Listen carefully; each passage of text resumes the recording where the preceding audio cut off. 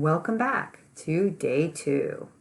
On day 1, we talked about making a claim for your project, right? The writing portion of your project. Today, we're going to talk about finding evidence to support your claim.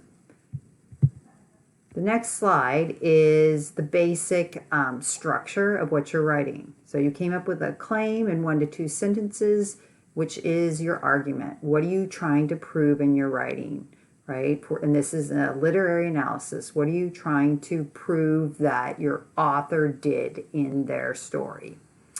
And we're going to focus on evidence, right? Because I think context would be hard to write about unless you knew your evidence. So today it's purely finding 3 quotes from the text that support your claim. So if you look back on your independent assignments that you were doing last week and not spring break, but the weeks before that, a lot of times it asks you to look for quotes to support things about the character development or the tension.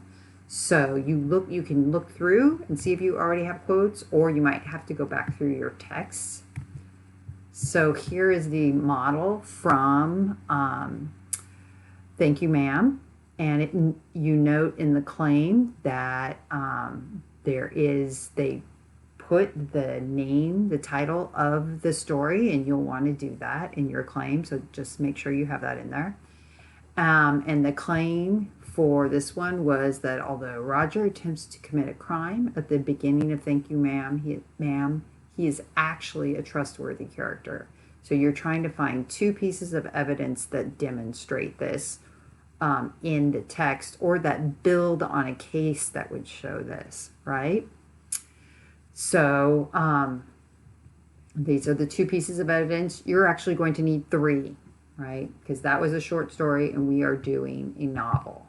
So write down 3 pieces of evidence. And if you want to know let's look at the steps. So if you get the graphic organizer that's in the materials, and in the materials folders under this week, and you can write your claim in there and then find the 3 quotes and put them in the different sections for evidence. You might want to consider which order makes sense to put them in. A lot of times for a literary analysis, which is a story, right, with a beginning, middle, and ending, it makes most sense to put those in chronological order. But that depends on the story. Sometimes stories aren't told chronologically, and maybe you want to make these 3 pieces of quotes chronological, or you have a reason for shifting the order, just as long as it makes logical sense to you.